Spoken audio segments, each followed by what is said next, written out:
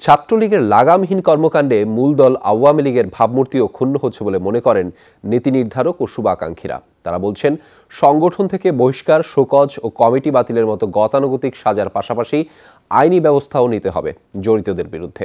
কিছু ক্ষেত্রে ব্যবস্থা নেওয়ার কথা বললেও টেন্ডারবাজির মতো অভিযোগ অস্বীকার করেছেন ছাত্রলীগ সভাপতি। আলমগীর স্বপনের রিপোর্ট।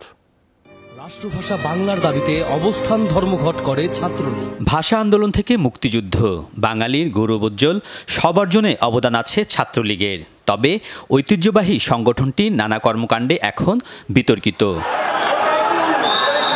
টেন্ডার সন্ত্রাসের পাশাপাশি ছাত্রলীগের বিরুদ্ধে আছে চাঁদাবাজির অভিযোগ। অভ্যন্তরীণ কোন্দলে খুন ও হামলার ঘটনাও বেড়েছে সম্প্রতি।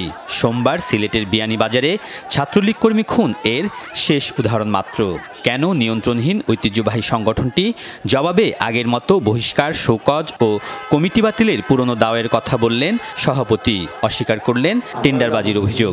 কোনো ছাত্রলীগ নেতা কোনো অপরাধে জড়িয়ে থাকে, তাকে আমরা ছাত্রলীগের পক্ষ থেকে, ছাত্রলীগের সংগঠন থেকে তাকে আমরা বহিষ্কার করা হয়। ছাত্রলীগদের টেন্ডারবাজি করার সুযোগ নেই, কারণ টেন্ডারবাজি এখন সব আপনারা জানেন এই টেন্ডার হয়ে গেছে, সেখানে টেন্ডারবাজি প্রশ্নই আসে। ছাত্রলীগের এমন কর্মকাণ্ডে ক্ষুব্ধ আওয়ামী লীগের নীতি নির্ধারক ও শুভাকাঙ্ক্ষীরা। তারা মনে করেন, বহিষ্কার, শোকজের পাশাপাশি আইনি ব্যবস্থাও নিতে হবে। আমাদের ভাবমূর্তি নষ্ট হচ্ছে।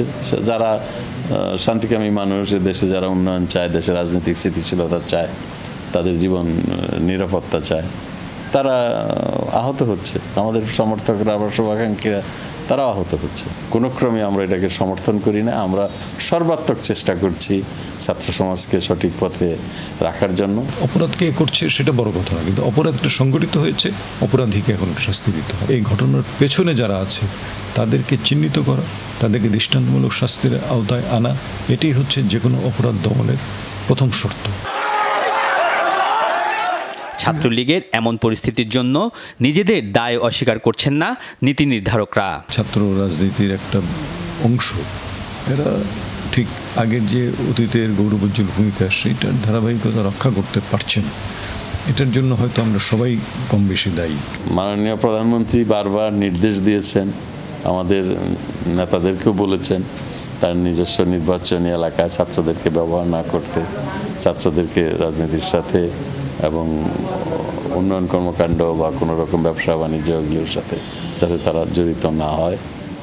তারা মনে করেন, ছাত্র রাজনীতির ঐতিহ্য ফিরিয়ে আনতে হলে সংগঠনের নেতৃত্বে থাকতে হবে ছাত্রদের। লাগাম টানার প্রধান দায়িত্ব নিতে হবে মূল দলকে। ছাত্র রাজনীতিতে যে অসুস্থতা আমরা দেখছি। আলমগীর স্বপন, যমুনা নিউজ, ঢাকা।